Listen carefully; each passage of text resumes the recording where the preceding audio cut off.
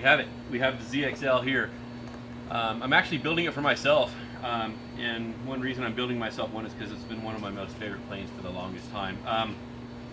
It's been a complete takeoff of the original ZXL, except done in EPP. So I am leaving the nose pointy. We're going to be able to have 3D printed camera boxes up in the nose. I kind of want to just go over the build a little bit for you, but we reworked it hardcore style. So it's going to have a couple fins in the middle of the aircraft, just like the hardcore does, even though this is the bottom, I'm just kind of showing you. And I wanted to go over the last amount of sparring for you. So basically, what I've done is I've got all the sparring in the plane, minus a couple pieces, because I wanted to show you how we're sparring this aircraft. When you put the aircraft together, you have the longer tips. This point from this far out, you have to cut your own holes out to the ends, just because the router won't finish the rest of it for you. So I've gone through and I've taken a straight edge and I've taken a cutting tool on my straight edge. I got a wood burning tool and I've taken that and I've drug it on my straight edge and just basically finished the ends so I can drop the spars in. Basically, these spars aren't long enough to go out to the nose, which really doesn't matter. We're I-beaming the living crud out of this. So what I'm doing is I'm taking the longest part out at the end, bringing it in here a ways, and then the last part that goes in is overlapping it by about 4 inches. So what I'm doing is I'm putting this in, I'm making sure everything sinks. I got all the spars in the plane and everything's fitted before anything is glued. Then we're going to go ahead and CA this all together and then have it all locked in at once. So basically what we're going to do is I'm going to go ahead and drop this one in the rest of the way. Everything is overlapped. We're taking the strength out to the proper areas. And then this last one, since I need the majority of the strength to be extended out to the tips, I'm not putting this joint out at the end. I'm actually putting it in the middle in the girthiest part of the plane, where it doesn't really matter if I go ahead and do a light overlap. So what I end up doing is dropping these spars in, and if they need to go in farther than farther than the router is taking them in, I'll go through and slice them a little bit deeper and pre-fit everything. And the reason you want to pre-fit everything is you want to make sure everything is nice and straight. So you want to pre-fit everything and then end up locking it in. So I'll lock this in a minute because I'm going to show you the other, the original ZXL.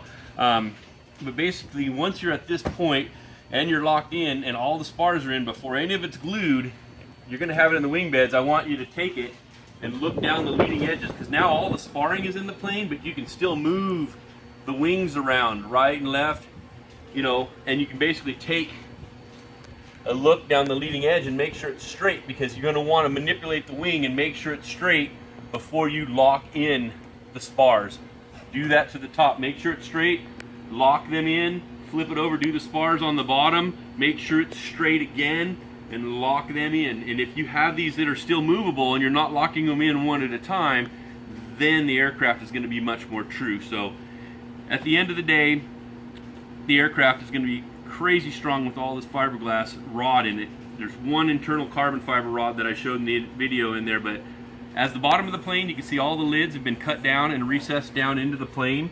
I haven't cut any of the other areas out here because I don't know what's going to go in there yet, and I can always cut those out later.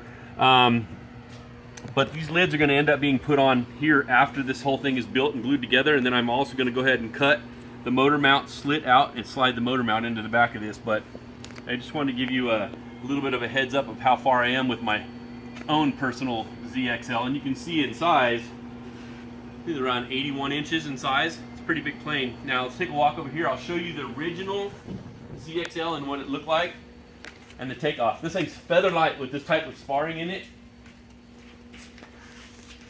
So there's the original ZXL right there. So you can see, I got to actually push back a little bit far. It's an exact replica of the original XL, except EPP. It's going to have 3-inch control surfaces and set up pretty much the same way. You can see, even on the original ZXL, all it had was an L bracket motor mount, and we just used a 28 or a 20. Was it a 2028?